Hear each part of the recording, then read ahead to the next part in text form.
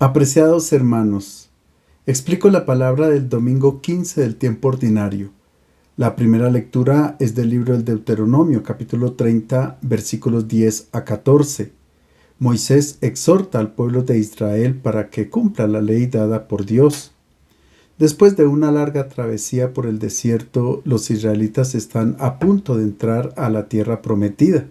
El peligro es que una vez ellos se instalen allí y tengan bienestar, se olviden de Dios y de su ley, a pesar de que las normas dictadas por Dios a través de Moisés son accesibles y cercanas al corazón del hombre. Si observan la ley del Señor, ellos encontrarán la vida, tal y como lo proclama el Salmo 68. Busquen al Señor y vivirán. Moisés habló al pueblo diciendo: Escucha la voz del Señor tu Dios, observando sus preceptos y mandatos, lo que está escrito en el libro de esta ley, y vuelve al Señor tu Dios con todo tu corazón y con toda tu alma, porque este precepto que yo te mando hoy no excede tus fuerzas, ni es inalcanzable. No está en el cielo para poder decir: ¿quién de nosotros subirá al cielo y nos lo traerá y nos lo proclamará para que lo cumplamos? Ni está más allá del mar para poder decir: ¿quién de nosotros cruzará el mar y nos lo traerá y nos lo proclamará para que lo cumplamos? El mandamiento está muy cerca de ti, en tu corazón y en tu boca, para que lo cumplas. La impronta de la religión judía es muy distinta a la de los griegos. Los dioses griegos amaban a las personas manifestándoles su predilección y concediéndoles dones y favores especiales. A cambio pedían que estas personas privilegiadas les ofrecieran sacrificios y holocaustos por los bienes recibidos. Para los griegos era impensable que los humanos pudieran amar a los dioses. Pues bien, a diferencia de los griegos, los judíos aman a Dios. Y esto es lo que Moisés recomienda al pueblo. Ahora bien, según ellos, el amor al Señor consiste en la observancia de los mandamientos y en el seguimiento de sus caminos a lo largo de la vida. Escuchando la voz del Señor se descubre su voluntad, porque el mandamiento no está lejos, tampoco es inalcanzable, sino que está en el corazón y en la boca. En otras palabras, la ley del Señor nace de nuestra misma naturaleza de seres humanos. Es en esta óptica desde donde se articula el amor al prójimo, sobre todo al pobre, al huérfano, a la viuda, al extranjero, porque practicarlo agrada a Dios. Para los judíos, Dios revela su voluntad por medio del cumplimiento de la ley, pero también ellos consultaban a sabios y astrónomos, a los sacerdotes y a los estudiosos de los libros sagrados. En cambio, hoy muchas personas ya no se preocupan por lo que Dios quiere de ellas y acuden a lo más cómodo y menos comprometido, a los intérpretes de los horóscopos, a los adivinos y videntes, a los que leen la palma de la mano o usan otros artilugios para asegurar a sus clientes que les espera un futuro estupendo en amores o en negocios. Incluso estos tienen más seguidores que las personas sabias o los maestros de vida espiritual. Los cristianos encontramos la voluntad de Dios en el Evangelio. Lo leemos, lo estudiamos, lo meditamos, y en estos momentos de reflexión Dios se revela dentro de nuestro corazón y nos da a conocer su voluntad.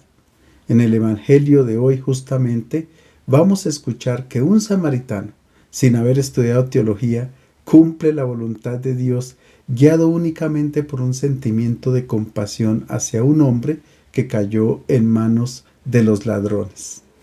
La segunda lectura es de la carta a los Colosenses, capítulo 1, versículos 15 a 20. Se trata de un himno a Cristo que recitaba la primera comunidad cristiana en su oración.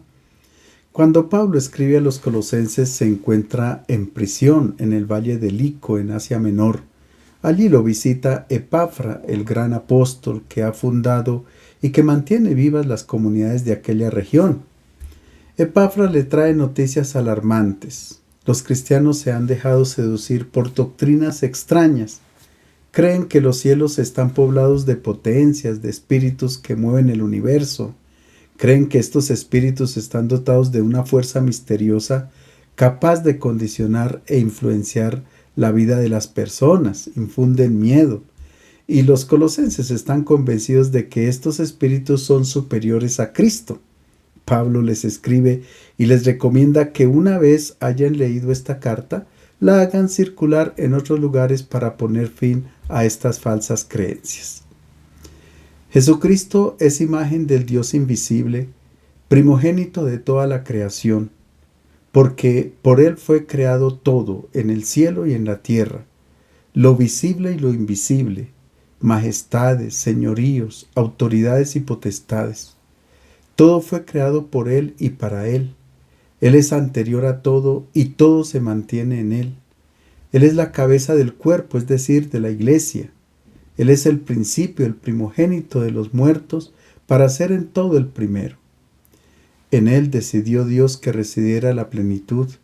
Por medio de Él quiso reconciliar consigo todo lo que existe, restableciendo la paz por la sangre de la cruz, tanto entre las criaturas de la tierra como en las del cielo.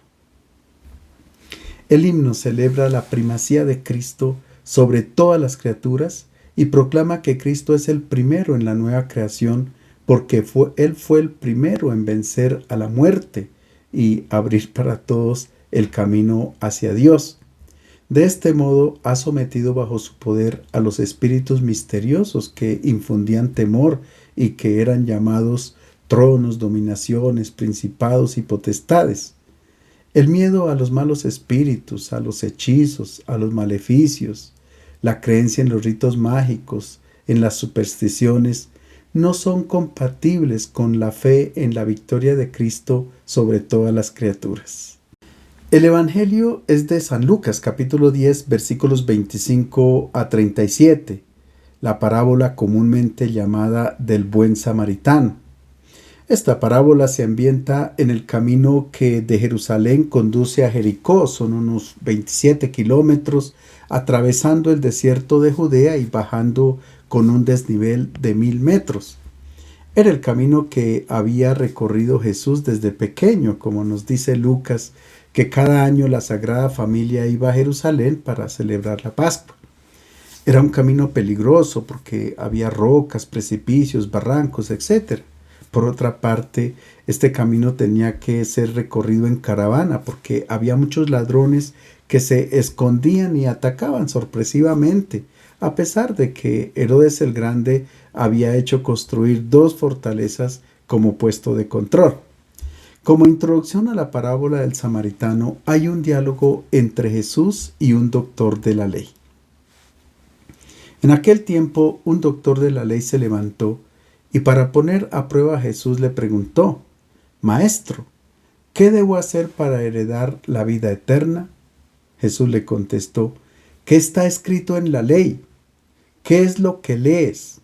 Respondió: amarás al Señor tu Dios con todo tu corazón, con toda tu alma, con todas tus fuerzas, con toda tu mente, y al prójimo como a ti mismo. Entonces le dijo: has respondido correctamente, obra así y vivirás. Pero él, queriendo justificarse, preguntó a Jesús: ¿y quién es mi prójimo? Un doctor de la ley en Israel era una persona muy distinguida y estimada también porque conocía la Torá y hacía las veces de juez para resolver problemas legales. Él se acerca a Jesús para ponerlo a prueba, pero el texto utiliza el verbo ekpeirazo, que en principio significa tentar, y solo aparece 2 veces en el Evangelio de Lucas.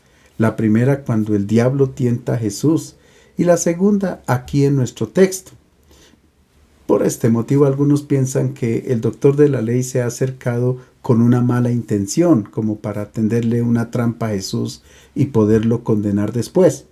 Pero este verbo también significa verificar algo, y tal vez este es el significado más adecuado en nuestro texto.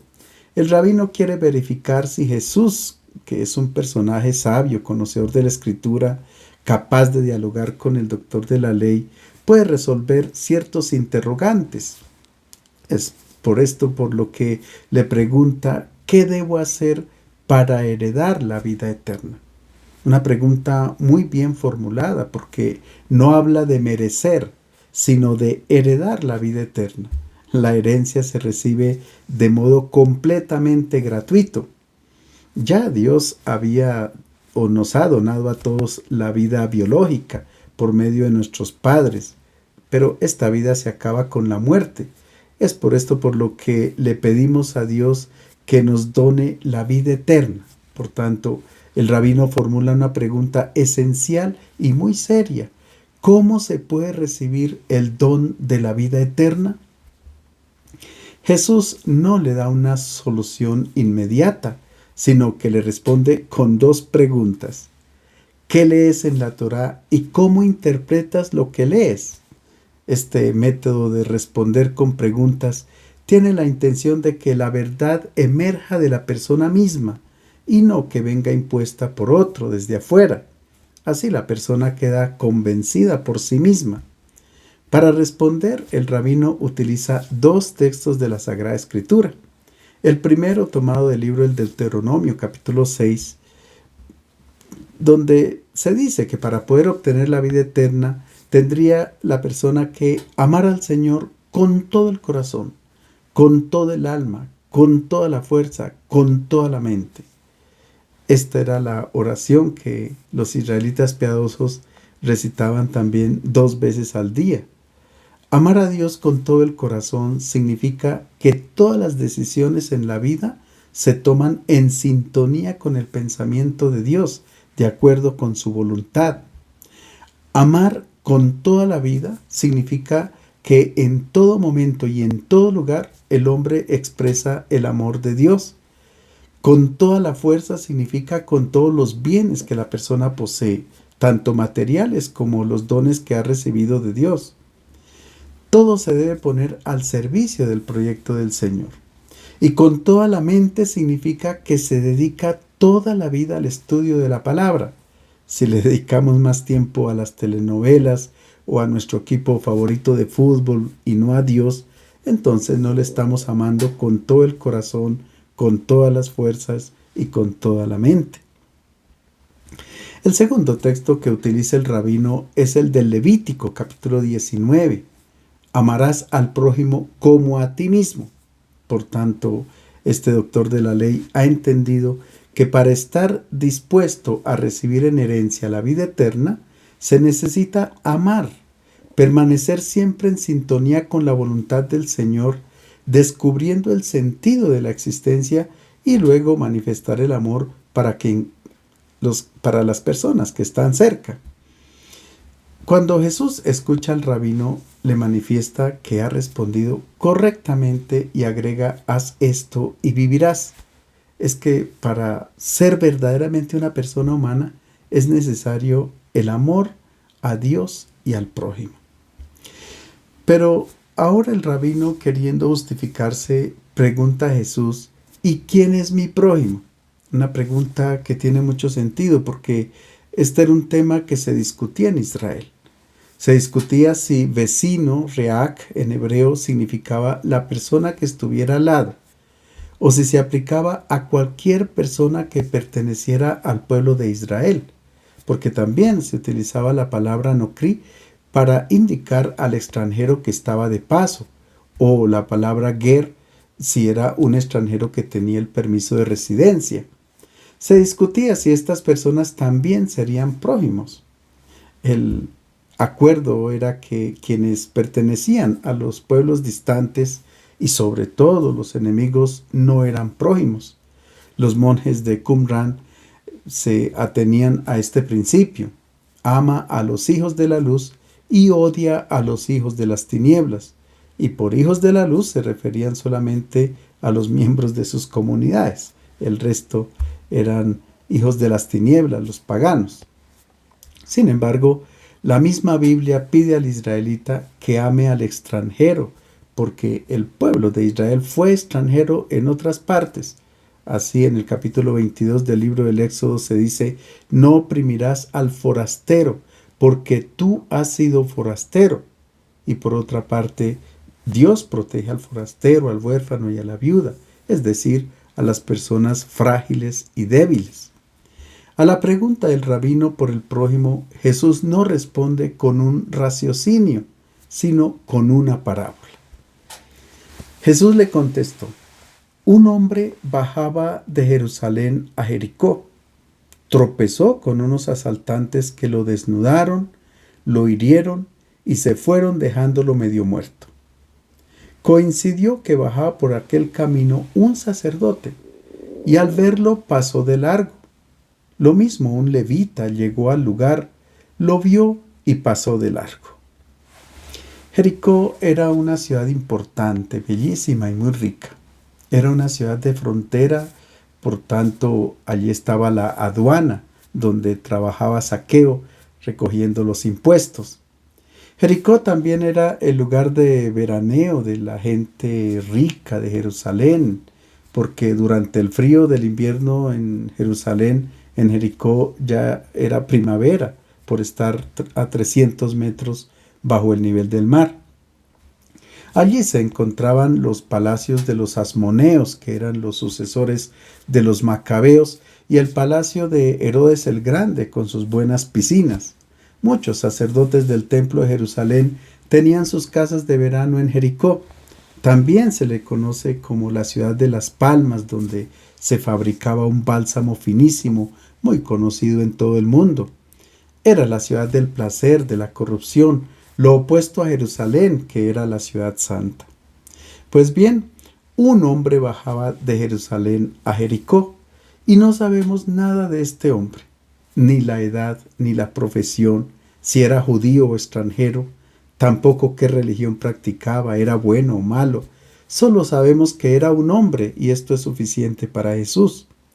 Tampoco sabemos qué estaba haciendo él en Jerusalén, si había ido a ofrecer culto o de paseo, o incluso a robar, porque bajaba solo a Jericó y no en caravana.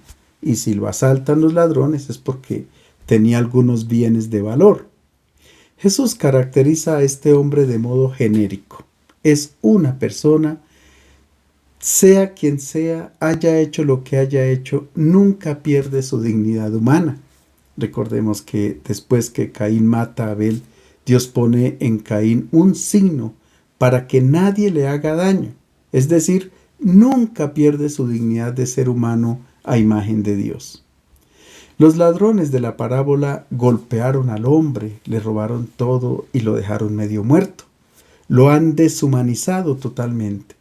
Ahora él está entre la vida y la muerte y depende totalmente de los transeúntes que lo vean y le presten auxilio. Esto pasa también en nuestra vida. Hay ladrones que inesperadamente y repentinamente llegan y nos dejan medio muertos. Pensemos en una enfermedad, una quiebra económica, la pérdida de un empleo, una traición, una decisión mal tomada, etc. Por el camino que de Jerusalén desciende a Jericó, bajaba un sacerdote. Ve al herido y pasa de largo. Evita el contacto con él y por tanto es como si lo dejara morir porque no le ayuda para que viva. Los sacerdotes que oficiaban en el templo de Jerusalén vivían en su propio pueblo y subían 2 veces al año durante una semana para prestar el servicio en el templo. Por tanto, este sacerdote estaba de regreso a casa. Sus vestidos todavía olían a incienso y en sus oídos aún resonaban las melodías de los cantos, de los salmos. Pero durante este culto, él no asimiló la mirada misericordiosa de Dios para con los necesitados. Fue un culto vacío, solo por cumplir la ley, y ahora, para no transgredirla, pasa de largo. En el libro de Levítico se dice: el sacerdote no puede tocar ningún cadáver, ni siquiera el de sus padres. Y en el libro de los Números dice que si esto sucede, queda impuro por 7 días.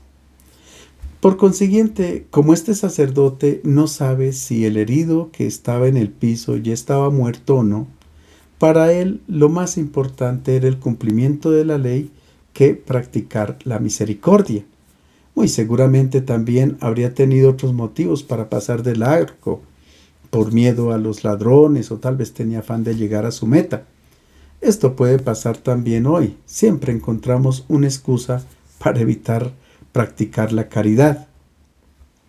El segundo personaje que baja por aquel camino es un levita. Es un personaje que colabora en el culto también en el templo de Jerusalén. Los levitas eran como los sacristanes del templo y también tenían que permanecer puros. Por tanto, hace lo mismo el sacerdote. Ve al hombre medio muerto y pasa de largo para no contaminarse. En otras palabras, en estos personajes se evidencia lo que decía el profeta Isaías. Este pueblo me honra, me sirve de palabra, me honra con la boca, pero su corazón está lejos de mí. Los discípulos de Jesús nunca podrán tener estas actitudes. Es por esto por lo que Jesús presenta a estos dos personajes. Los discípulos no pueden ofrecer culto a Dios y cumplir una serie de ritos religiosos, practicar devociones y no practicar la caridad, porque Dios privilegia el amor por el necesitado, el huérfano, la viuda, el forastero, etc. Se esperaría que en este momento Jesús introdujera en la parábola a un judío piadoso como ejemplo de la práctica de la caridad, pero no, presenta a un extranjero. Un samaritano que iba de camino llegó a donde estaba el herido, lo vio y se compadeció. Le echó aceite y vino en las heridas y se las vendó. Después, montándolo en su cabalgadura, lo condujo a una posada y lo cuidó. Al día siguiente sacó 2 monedas, se las dio al dueño de la posada y le encargó: cuida de él, y lo que gastes de más te lo pagaré a la vuelta. En nuestras Biblias encontramos el título de la parábola del buen samaritano, pero Jesús no presenta a un buen samaritano, sino simplemente a un samaritano, uno al que los judíos llamaban perro porque no se circuncidaba. Para ellos un samaritano era un pagano, un bastardo, un herético. El autor del libro del Eclesiástico en el capítulo 50 se refiere a los samaritanos diciendo que es un pueblo estúpido que habita en Siquem. Es que los judíos habían excomulgado a los samaritanos de su religión porque desde siglos anteriores se habían mezclado con otros pueblos, habían construido su propio templo sobre el monte Garizim. Por tanto, no practicaban de una manera pura la religión judía como se hacía en Jerusalén. De hecho, que los samaritanos no aceptaban toda la escritura judía. Habían eliminado a los salmos y los profetas y los sapienciales. En todo caso, si entre los judíos a alguien se le decía que era un samaritano, era un insulto muy grave que merecía el castigo con 39 azotes. En el Evangelio de Juan capítulo 8, los judíos dicen a Jesús: tú eres como un samaritano y tienes un demonio que te está volviendo loco. Él negó ser un loco, pero no rechazó el título de samaritano, porque para él este título no era despreciable. El samaritano se encuentra en territorio de Israel como un inmigrante regular. Puede estar en peligro por los ladrones, pero no le importa nada, olvida todo, incluso el afán por llegar a la meta, porque se encuentra con un hombre que está entre la vida y la muerte y depende totalmente de él. El comportamiento de este samaritano se describe cuidadosamente con 10 acciones. En primer lugar, lo ve, pero lo ve de un modo distinto a como lo habían visto los anteriores que habían pasado. No espera que la persona pida auxilio, sino que es él que, como ama tanto, lo ve e interviene porque tiene en sí la mirada de Dios. El sacerdote y el levita eran personas que oraban, que levantaban la mirada hacia Dios, pero no comprendían que la mirada de Dios se dirige sobre el pobre y el necesitado. Por tanto, quien ora realmente mira en la misma dirección que Dios ve. El samaritano, que no es un hombre del templo, que no practica la religión pura de Jerusalén, es un herético, pero tiene la mirada de Dios que se dirige hacia el necesitado. La segunda acción va junto a él. No se aleja de lo impuro, porque para él ninguna persona es impura. Son los hombres del templo de Jerusalén los que diferencian entre puro e impuro, apegados a la ley. No les importa que la vida del hombre esté en peligro. El samaritano no sigue la ley, sino aquello que le dicta su corazón. Tiene los mismos sentimientos de Dios. La tercera acción, se conmueve. Y aquí aparece el famoso verbo splagnisomai, es decir, siente una emoción visceral que lo lleva a actuar como Dios. Este verbo compadecerse aparece 12 veces en el Nuevo Testamento, siempre con referencia a Dios o a Jesús. Y solo esta vez se aplica a alguien distinto, que es justamente a este samaritano. Él ama con un amor maternal, uterino, igual que Dios. Es por esto por lo que el samaritano vence el miedo, la pereza, el afán por llegar a su destino. La cuarta acción, se acerca, hace de este hombre su prójimo. La quinta acción, cura a las heridas. Sexta acción, echa aceite y vino en sus heridas. Séptima, lo carga en su asno. Octava, lo lleva al lugar donde todos son acogidos. No a un hotel, que en griego se dice xenodoheion, donde se puede albergar a un número limitado de personas, no, sino al pandoheion, es decir, al lugar donde se acoge a todo el mundo sin distinción. Ahora podemos comprender la intención que tiene Jesús al presentar esta parábola. Él es el samaritano, que recorre los caminos de la historia humana para detenerse a sanar los corazones y los cuerpos rotos, para hacerse cargo de las fatigas y de los sufrimientos del ser humano. No obstante, continúe siendo considerado en cierto modo como un extraño, un extranjero, indiferente, hasta el punto de ser crucificado fuera de la ciudad. Los sacerdotes y los levitas, con sus prácticas religiosas, estaban llamados a socorrer a la humanidad, pero no lo hicieron. Fue un samaritano que intervino con el aceite y el vino para poder devolver la vida a esta humanidad. Las últimas dos acciones del samaritano. Saca dinero de su bolsa y le entrega al dueño de aquel lugar, del pandoheion, de aquel lugar donde se acoge a todos. Incluso le pide el favor de que tenga cuidado de él, y si va a gastar más, él le pagará cuando regrese. Notemos que le entrega 2 denarios, que es el dinero para 2 días. Quiere decir que él regresará al tercer día para pagar todo lo necesario.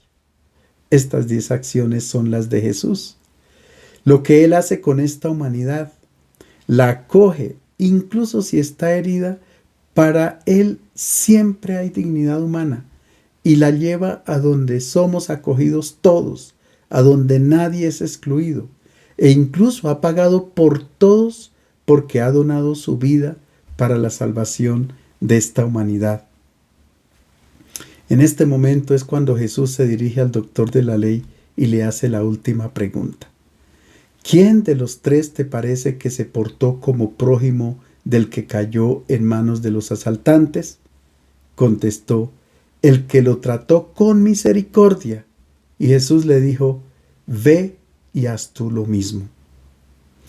Como ha hecho el profeta Natán cuando ha contado a David la parábola de la ovejita, Jesús no pronuncia juicio alguno sobre lo acaecido. Quiere que sea el mismo doctor de la ley el que lo haga, como lo hizo David. Por eso le hace una pregunta que da un vuelco total a la que le fue dirigida antes sobre quién era el prójimo.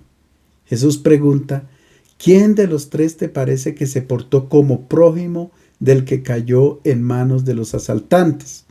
El problema, como hemos indicado antes, no está en establecer hasta dónde se extienden los confines del término prójimo, sino quién se convierte en prójimo, quién se hace cerca, quién se acerca, quién es capaz de amar, quién muestra haber asimilado el comportamiento de Dios. Jesús pregunta al rabino: como tú conoces la Torá, por tanto conoces las obras, la mirada y el sentimiento de Dios. ¿En cuál de estos tres, el samaritano, el sacerdote o el levita, has visto presente la vida del Eterno, ya en acción la vida eterna? ¿En cuál de los tres tú has visto la mirada o el sentimiento, el esplachnizomai, el amor visceral de Dios? El doctor de la ley le responde: en el que lo trató con misericordia. Notemos que evita, por razones obvias, pronunciar el nombre del samaritano, pero se ve obligado a admitir que es él el modelo de quien sabe hacerse prójimo. Las últimas palabras de Jesús al doctor de la ley resumen el mensaje de toda la parábola. Ve y haz tú lo mismo. Hazte prójimo de quien está en necesidad y heredarás la vida eterna. La parábola lleva un mensaje explosivo. Quien ama al prójimo ama ciertamente a Dios, como dice San Juan en su primera carta. Amaos, amadísimos hermanos, amémonos unos a otros, porque el amor es de Dios. Y todo el que ama es nacido de Dios y conoce a Dios. El que no ama no conoce a Dios, porque Dios es amor. Los samaritanos que aman al hermano, quizás sin saberlo, están adorando a Dios. Tal vez el doctor de la ley quedó muy desconcertado porque no se lo esperaba. Pero lo que Jesús le está diciendo es: donde quiera que tú veas signos de amor, allí está presente la vida de Dios, es decir, la vida eterna. Les deseo un feliz domingo.